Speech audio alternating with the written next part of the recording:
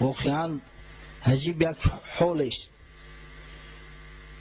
شخصایی که به گرسکوب باور میکنن، به طالع بینی و به فالبینی فالبینا باور میکنن، در وقوع قیامت، در آمدن قیامت شک و شبهه دارن. اگر شک و شبهه نمی داشتن مگر میتونستن که نماز نخوانن؟ اگر شک و شبهه نداشته باشن مگر میتوانند که روزه ماه شریف رمضان نگیرند، روزه را خرند؟ بسیار خواهش میکنم برادرای عزیز به این سفسطه ها باور نکنید. غیر از خداوند کسی وقوع قیامت نمیداند. از پیغمبر صلی الله علیه و سلم مشرکان سوال میکردند که تو مادام که راستگو هستی و یقولون متى هذا الوعد، خداوند در قرآن اخبارا میگوید که مشرکان ادعا میکنند که کی ساعت وعده قیامت سر میشود، کی قیامت قایم میشود؟ این کنتم صادقین، اگر شما راستگو هستید، اگر شما محمد صلی الله علیه و سلم فرستاده خدا هستید. در جواب خداوند متعال به پیامبر خویش تلقین کرد، امر کرد قل انما العلم عند الله، بگو جزینه است که علم در نزد پروردگار است. علم وقوع قیامت فقط در نزد خدا است. هر کسی اگر از پیش خود دعوا کند که من قیامت میدانم، نعوذ بالله، یا من غیبیات رو میدانم، از اسلام خارج می شود، از چهارچوبه ایمان خارج می شود. زیرا در قرآن در ده ها موضع ها خداوند صراحتا میگوید ولا یعلم الغیب الا الله، علم غیب رو نمیداند مگر الله سبحانه و تعالی. علم غیبی کس نمیداند بجز پروردگار. هر کسی گوید که میدانم از او باور مدار. مصطفی هرگز نگفتی تا نگفتی جبرئیل، جبرئیل هرگز نگفتی تا نگفتی کردگار. من انشالله یقین دارم که چجای نماز گزارای مسجد ما که الحمدلله اکثرش عالم و متعلم هستند، در هیچ یک نمازگزار، هیچ شخصی که ایمانی به خدا دارد به این غیب گویی های بعضی مردم بی فراست جو که جای آن که به علم مشغول شوند، به تعلیم مشغول شوند، هرزگویی میکنند و به هرزه بافی مشغول هستند، هیچ وقت باور ندارند. در حق یک عیده برادران دعا میکنیم، زیرا وقتی از آن هم نزدیک شده ایستاده است. ما گفتیم که از آن نه فقط در روز جمعه بلکه در تمام روزها ساعت 10 کم یک گفته می شود. از این خاطر بعضی برادران دعا طلب بدیم، در حقشان دعا میکنیم انشاءالله، بعد نماز شروع میکنیم. در حق برادرمان نصرت الله که برادر حاجی عبادالله هست و بیمار است، بیماریش بسیار شدت گرفت، از دعا میکنیم خداوند برای شفای کامل عاجل عطا فرماید. در حق قاری عبدالخالق برادرمون که چند مدت شد در بیمارخانه بستری است، دعا میکنیم پروردگار براش یک شفای کامل عاجل عنایت فرماید و سایش از سر فرزنداش قطع نگردوند. در حق برادرمون داملا محمد الله دعا میکنیم که خداوند ذوالجلال جمیع مشکلات چه سهل و آسان گرداند. برادر رحیم جان طفل شد، جراحی کرده بودیم، دعا میکنیم که پروردگار این طفلک در پناه حفظ خویش محفوظ داشته و پدر و مادرش غمگین و مایوس و ناامید نگرداند. در حق برادر حاجی سفر دعا میکنیم خداوند سعادت دارین نصیب و روزش گرداند. در حق برادرانمون حاجی شمسدین، در حق حکیم جان برادر و تمام برادرای محیب در هر وظیفه و هر منصبی که کار نکنند دعا میکنیم که خداوند در کسب و کارشون برکت عطا کند و جمیع بلا و آفات رو از ایشان دور گرداند. یک برادر گفته است که من یک چند مدت است از یک ناحیه دور با ادای نماز جمعه به مسجد شما می آیم، 200 کیلومتر 200 کیلومتر مسافه می اومد است برادر. خب برای من کمتر شرایط سست شده است، خانه ام را به سودا ماندم، التماس دعا کنید خانه من به سودا رود تا در شهر خانه گیرم و در مسجد همیشه با شما نماز ادا کنم. خداوند جمیع مراد و مقصودات حاصل گردانه و خداوند از خانه پیشینه برات خانه بهتر و خوبتر عطا فرماید. مادام که میل رغبتت به خاطر شنیدن امر به معروف تا حدی هست که تو خانه خودت فروخته و به شهر کوچیده آمدنی هستی و جمیع مراد و مقصود برادرای محب برآورده گرداند. آمین.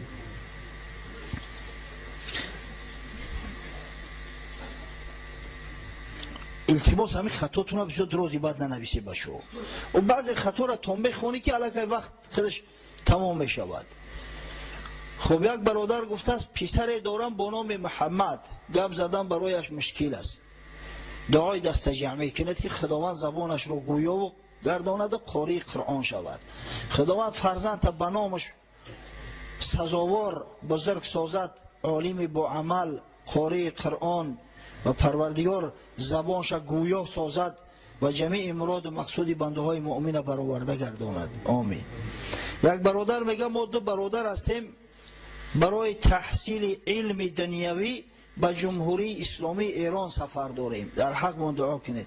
دعا میکنیم که خداوند صاحب علم نافع شما را گرداند و خداوند شما را محافظت کند، ایماناتون که همو اعتقاد و ایمانی که دارید و همو پیروی که به مذهب پاک امام اعظم ابو حنیفه دارید هرگز فراموش نکنید. حنیفوار سفر کنید، حنیفوار بازگشت داشته باشید. خب یک گروه مخلصای ما بودیم عزم سفر داشتیم به خاطر تحصیل علوم دنیوی، گفتند به خارجه سفر داریم، در حق من دعا کنید. دعا میکنیم که خداوند جمیع مشکلاتشون آسان گرداند.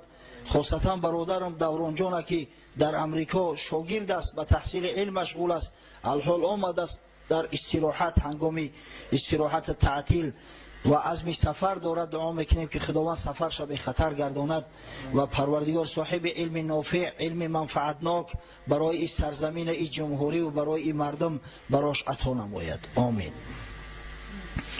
خب یک برادر گفته است که در حق پدر و بابا و مامای من دعا کنید جای آنها جنت شود. فقط پدر و بابا و مامای تو؟ در حق تمام پدرها و باباها و ماماها مسلمان ها دعا میکنیم که خداوند جاشون از جنت که به خاطر ایمانشو و در کسب کار این برادر برکات عطا فرما. طلب زنی صالحه کرده است، خداوند براش یک زنی صالحه و از دامانش فرزندای صالح به دنیا بیار و جمیع مراد و مقصود بنده های مؤمن خاصتا و برادرای را که به خاطر شنیدن امر به معروف و نهی از منکر از گوشه و اطراف و اکناف به مسجد ما میآیند برآورده گردان. ربنا افتح بیننا و بین قومنا بالحق و انت خیر الفاتحین برحمتک یا ارحم الراحمین. جبرئیل علیه السلام نزد حضرت تشریف آورد. گفت یا محمد صلی الله علیه و سلم امروز در دارالندوه نقشه قتل تر کشیدن، 11 نفر جدا شده است. امشب در جای خودت خواب نکن، در جای خودت نخواب. نصف شب شد. این کار روزانه بود. وقتی به پیغمبر صلی الله علیه و سلم خبر رسوندن نصف روزی بود، نصف روزی حجاز شما میدونه چقدر گرم است. تفسان مردم همه در گوشه جا گرفته و به خواب مشغول یا به استراحت. حضرت ریدا را در سرش پیچاند و خانه دوستش ابوبکر آمد. گفت یا صدیق اجازت داده شد ببر، هجرت میکنیم. حضرت ابوبکر گفت یا رسول الله من اجازت همراهی و مرافقت دارم. گفت بله. صدیق اکبر از شادی گریست. به هر کس میسر نمی شود همراهی و مرافقت حبیب خدا محمد صلی الله علیه و سلم. گفت یا رسول الله دو شتر 6 ماشید نگه بین دارم، خاصتا برگی درخت موز براشو میخورونم که قوت بگیرن شترهای جومس شدگیان. حضرت گفت آماده باش. شب میوم نزدد.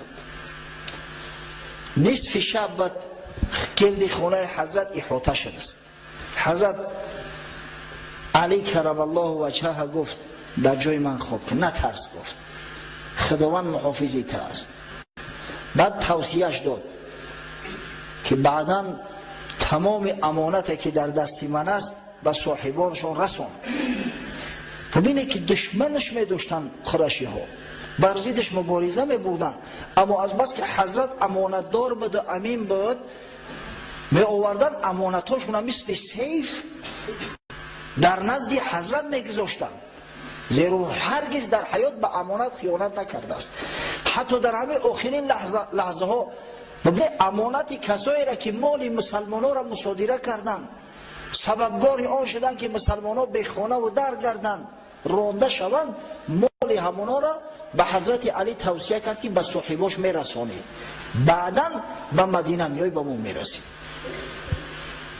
وقت از جا برخواست، یک مشت خاک گرفت به وحی الهی و آیه قرآن، آیه سوره یاسین، اعوذ بالله من الشیطان الرجیم وجعلنا من بین ایدیهم سدا و من خلفهم سدا فاغشیناهم فهم لا یبصرون. جایی که خداوند میگه که ما از پیش روی اینا یک سد، یک دیواری را گذاشتیم، از پشت و دیوار گذاشتگیم، پرده کشیدگیم، یا خاک نمیبینن، چشماشو چشم بوم بر این علا است نکه هیچی را نمیبینن، همه را تلاوت کنان خاک گرفت چاشون، در سر روی 11 نفر خاک چاشون، سراشو پری خاک شده است، خبر ندارن. و حضرت از میانشو گذشته بر رفت. خدای تعالی چشمکی کور کند از کجا میبینیم. حالی بعضی برادرها با میروند ملاکاوی میکنن، کرخط موکو فلان موکو. آخی الحمدلله شما اهل قرآن هستی، شما باید بدون قرآن همه یک آیت اینا حفظش کنه. از مبین اول سوره یاسین است. همه هر وقت در دل دیگه شک شبهه پیدا شد همه را خوندم میگه، انشاءالله خداوند خودش محافظت میکنه. اگر تو بر حق باشی، البته جنایت کنی و بعد و جعلنا من بین ایدیهم سدا بخونی فایدت نمیکنه.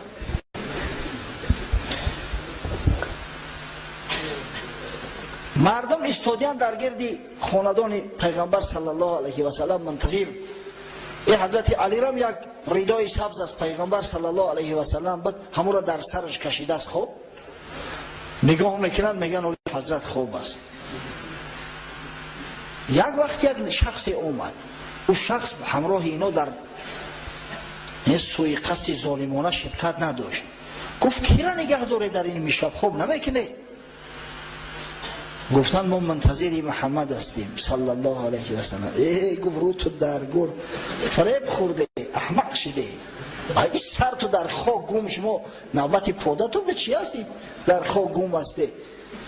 من فکرم گفت در سر تو خاک چون احمق تو کرد، ای بین تو گذشت برفت. قسم به خدا نو دیدمش گذشت برفت،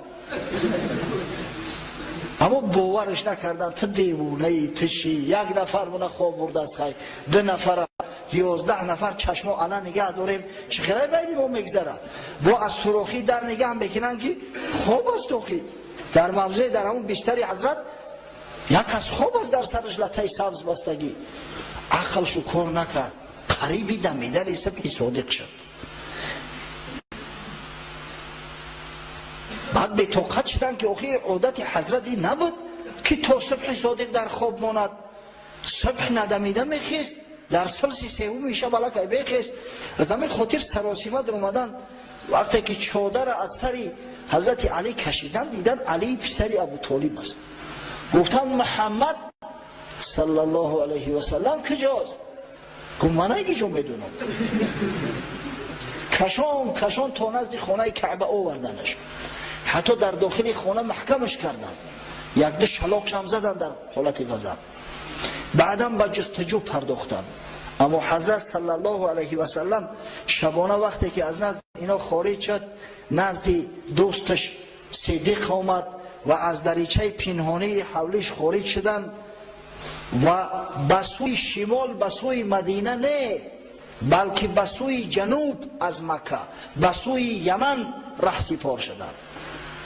5 میل راه رفتن. این 5 میلش قریب 10 کیلومتر می شود و با کوه ثور رسیدن. کوه ثور حجیو می دونن.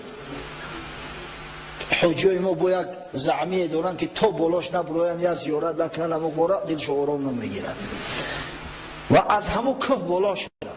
خیلی مسافه طولانی است. من که اندازش نکردم شاید یک 4-5 کیلومتر بلندی باشه ارتفاعی که همون پیرهش. همین خیلی پیرهی مشکل دشوار.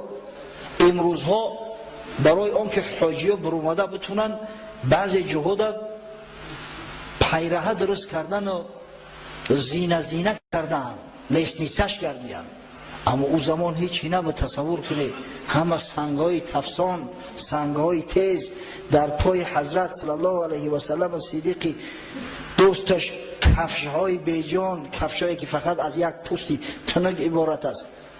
این تصور کنید که تای محسی در بالای سنگ‌ها راه بگردی احوال چی می‌شود. با عذاب و مشقت راه طی کردن. باز حضرت به خاطر آنکه ایزش در زمین نمونه، زمانهای پیش ایز شناسا زیاد بدن، اکسپرتا بدن، برای ایزش در زمین نمونه بربری پا راه میگشت، پاها آبیله کردن. حضرت ابوبکر صدیق همون 100 متری بالا را پیغمبر خدا صلی الله علیه و سلم در دوشش گرفت، پشتوره کرد. خشم به حال بنده خدا که خداوند این شرفی بزرگ از براش عطا کند. سبحان الله. نزد غار آوردش، همون غاری که حاجیان می روند زیارت میکنن.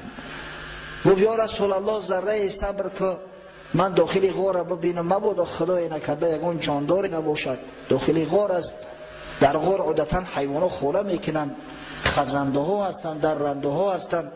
وقت داخل غار شد، تمام غار را لمس کرد با دستاش، باریدا شکی تازه کرد، نگاه کرد، یک سوراخی دید. ایزاری خیچه یک حیشش برید و لطه گرفت، همون سوراخی را محکم کرد. بعد گفت یا رسول الله صلی الله علیه و سلم غار آماده از داخل شد. ناخواست چشمش افتید یک سوراخی دیگر اکه همه ایزارش برآورده و سوراخی را محکم کرده نتونه، با کف پشت سوراخی را زیر کرد. حضرت آمد، از بس که بسیار مانده شده بود، پاهای مبارک همه ورم کرده است، آبیله کرده است، سرش در بالای زانوی دوستش گذاشته به خواب رفت. همین وقت در داخل سوراخ مار بوده است. پای حضرت صدیق گزید.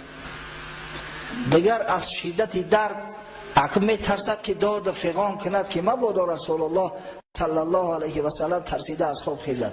از شدت درد اشک از رخسارش جاری شد، بر ریشهاش در رخسار مبارک پیغمبر صلی الله علیه و سلم اشک چکید که حضرت بیدار شد. نگاه کرد صدیق اکبر، این جوانمرد شیر خدا گریه دارد. گفت یا ابوبکر چی شد؟ گفت یا رسول الله چیزی پا ما گزید. حضرت گفت پا تا بیار. پا را کشید برآورد، در بالای پاش توف انداخت، با توف دهن خودش با دستی مبارکش همون موضع گزیده را شکید. سبحان الله.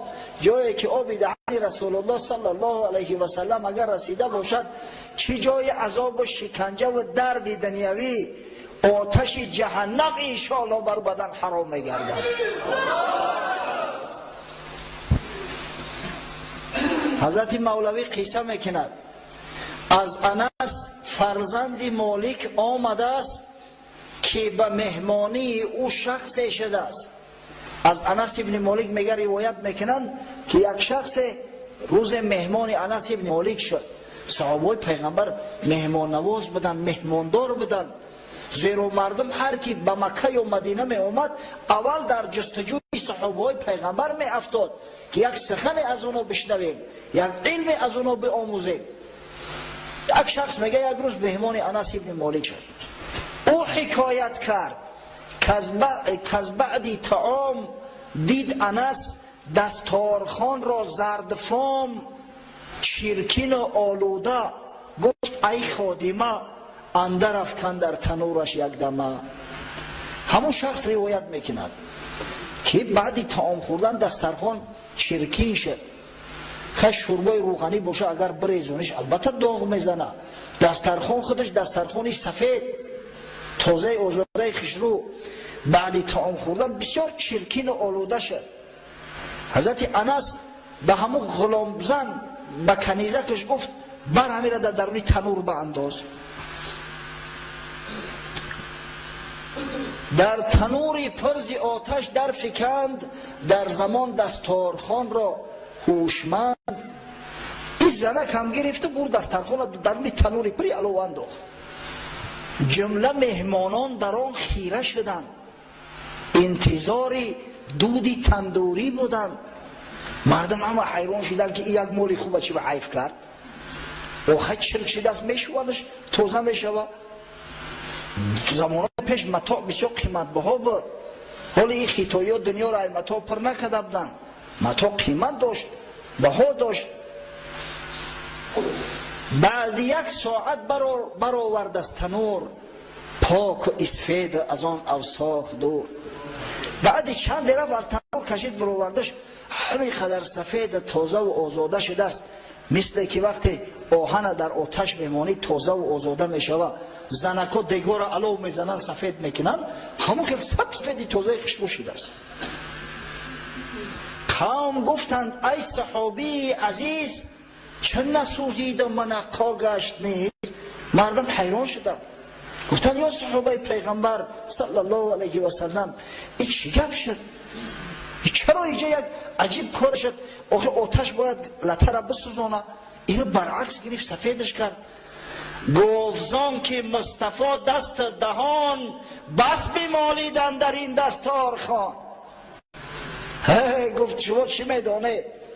حضرت رسول الله صلی الله علیه و سلم به این دسترخوان چندین بار دستا و لبهای مبارکش پاکیزه کرده است. از کجا آتشی را میسوزانه؟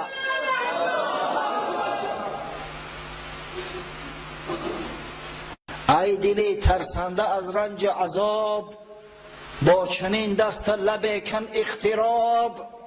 چون جماد را چنین تشریف داد جان عاشق را چه ها خواهد کشاد. به مردی ترسنده و لرزنده از آتش جهنم خاک پای محمد صلی الله علیه و سلم شو. وقتی که آب دهن این حضرت یک جسم منجمدی به جان از آتش نجات داد، شخصی که عاشق محمد است، دوستدار محمد است، شخصی که پیرو محمد صلی الله علیه و سلم است، شخصی که احیا کننده سنت حبیب خدا محمد صلی الله علیه و سلم است، آتش جهنم خداوند بر او حرام میگرداند.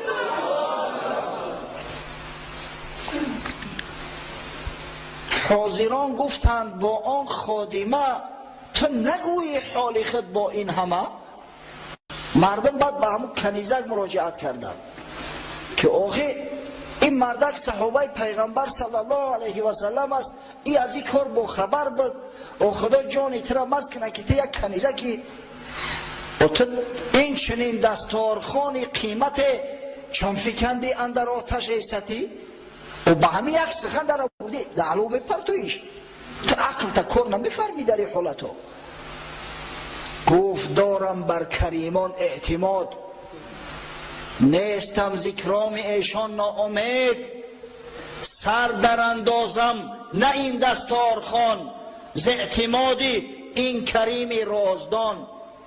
گفت ای مردم این یاری غاری پیغمبر صلی الله علیه و سلم، این صحابی پیغمبر صلی الله علیه و سلم است. گفتی انس این خادم خاصه رسول الله بود.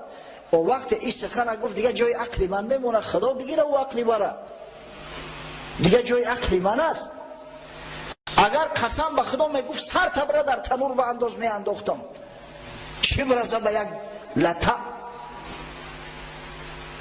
به حضرت مولوی نصیحت میکنه ای برادر خود در این اکسیر زن، کم نباید صدقی مرد از صدقی زن. همین نصیحت هم میگم من برای تو کردم. همین آقا اون مردکی که چین یک زنک صدق نداشته باشه او چی مردی داره؟ کم نباید صدق مرد از صدق زن. آن دل مرده که از زن کم بود، آن دل باشد که کم زیش کم بود. اون مرده که دل گرده یا زنک نداره او دل نداره، هم یک خطای نجاست داره، او شکمبه داره.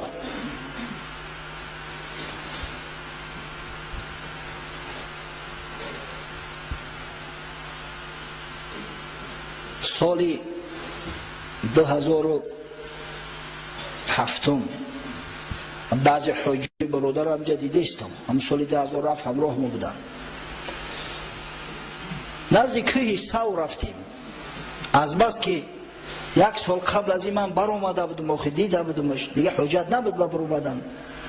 برای مردم اگه توصیه کردیم چی نبره چیکار کنه، از بدعت ها تحذیر شو دادیم. اگه من خودم نیت داشتم که در پایان می ایستم، اما دیدم یک کمپیرک همراه یک نواسش رفته است، یک نبیرش. خدا جان نواسش هم مست کنه که اون نواسش هم خطی به همون یوشال لغت کرده است، برفت است قدم به قدم یک کمپیر میکنه که جانش عذاب میتوقی مونده است. کمپیر خطی یک زنک، او زنک خطی شوهرش بود والله علم، یا که خطی برادرش بود، شریک شده است. حال زور او کمپیر را دیدم، عینکاش 11. اگه شما تصور کنید همین چشماش همین قدر کلون میتوای، عینک 11 را دوغی چشماش هم میبینی میترسی. بیچاره یک پشت با لنگون. من گفتم این به هیچ وجه اوجا نمیرسم. بعد گفتم ماما آخه بیا جون تقم نتی، بیا پایون انشالله ما قیصه انمی غاری سورم میکنم برات، از تاریخ پیغمبر چی واقعه هاشی دست لذت کرده در همیجا انشالله همه آو خورده میشینیم.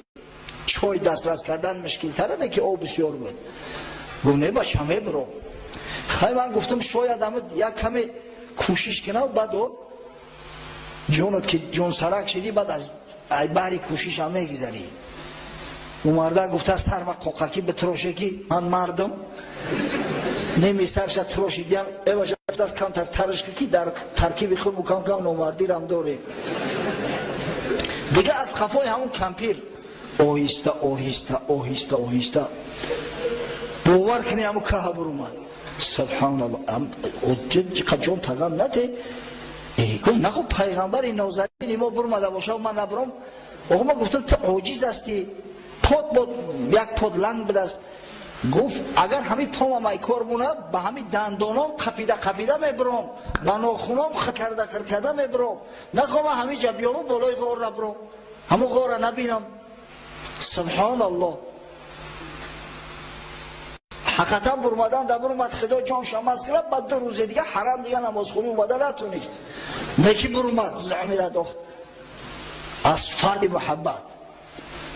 قیسه کوته این واقعه 27 سفری سال 14 بعثت بود، برابر به همون سال 1 هجرت و موافقت میکند با 13 سپتامبر سال 622 میلادی.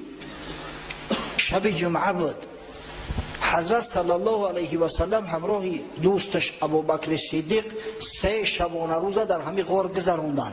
شب جمعه، شب شنبه و یک شنبه. در همین مدت پسری ابوبکر صدیق رضی الله عنه عبدالله بسیار جوان چست و چالاک بود. ما یک بار میریم به یک امر تعریف کرده خودمون میگردیم. این جوان مرد ببینه روز در مکه میشد، تمام خبر جمع میکرد، هر شب دوان میومد نزد امیان میبرمد و قصه شون میکرد چی واقعه شد، چی کار شد. یک شخص بود با نام عامر ابن فحیره، غلام آزاد شده ابوبکر صدیق. این غلام بود، حضرت صدیق را خرید از صاحبش آزادش کرده بود و عامر ابن فحیره گوسفندای صدیق اکبر میچراند در بدل شیر و پشم، یعنی در عوض همه محنت شیر و پشم میگرفت، گوسفندا را نگهبین میکرد. عامر ابن فحیره را گوسفندا را نزدیکی همون کوه ثور راند آورد. با هر وقتی که عبدالله میفرامد و سحر به مکه میرفت، این گوسفندا را یک بار میگذرون به همونجا تا اینکه پای قدم عبدالله پسر ابوبکر نیست شود، ایز نگیرند، زیرا که دشمنان در قصد جان رسول الله صلی الله علیه و سلم بدن، میدانستند که چی پیش آمدهای اینا را انتظار است. با مجرد گم کردن حضرت در تمام گرد اطراف در 4 ناحیه شهر نماینده گذاشتند و پست گذاشتند و هر کسی که داخل میشد و خارج میشد بسیار تفتیش میکردند جدی. از این گذشته پیشناسای معروف عرب جمع کردند و به جستجو پرداختند. از جمله حتی ببینه این راه یمن است، همین کوه ثور، همین طرف هم آمدن، بالای کوه ثور برآمدن. حضرت رسول الله صلی الله علیه و سلم همراه صدیق دوستش نشسته بود. ناخواست ابوبکر صدیق سرش برداشت که پاهای یک نفر از همین مشرکای جوینده را دید. گفت یا رسول الله اگر یک نفرش همین پاش نگه کنم او را ببینم. حضرت گفت یا ابوبکر لا تخف. ابوبکر گفت نترس، و تو در پهلوی حبیب خدای تا که میترسی؟ خداوند نگه بینی تا است. ما ظنک باثنین الله ثالثهما. چی گمان داری در حق دو دوست که سیم شو الله ذوالجلال است، محافظ نگهبان شو الله ذوالجلال است. اگر از همین بولاد بگذرم پاتم که زیر کنه نمیبینن، خداوند چشمشون کور کرده است، اونا امکانی دیدن تر ندارن. قیس کوته 3 روز 3 شب در غار سکونت کردند، از همون شیر گوسفندا استعمال میکردند. همچنین دختر بزرگ ابوبکر صدیق اسما رضی الله عنها، این اسما بعدتر زنی حضرت زبیر ابن عوام شود و اینا خودش ببینه خدای تعالی که بتاتا نیتمیتد. پدرش مسلمان، باباش ابو قحافه مسلمان شد، شوهرش مسلمان. اکنون مسلمان میلش صحابی های پیغمبر بزرگترین ای آمد، خود صحابه زن، پدر صحابه با چی صحابه ابوبکر صدیق افضل امت، باباش ابو قحافه در سال فتح مکه اسلام آورد صحابه. فرزندش صحابه، فرزندش حتی درجه صحابگی را دریافته است، عبدالله ابن زبیر رضی الله عنهما. آمد گاه خبرشو میگرفت، براشو طعام اوورد، به همین شیر گوسفند هم نمیشود کو، گاه طعامشو می اوورد، از احوال با خبرشو میکرد.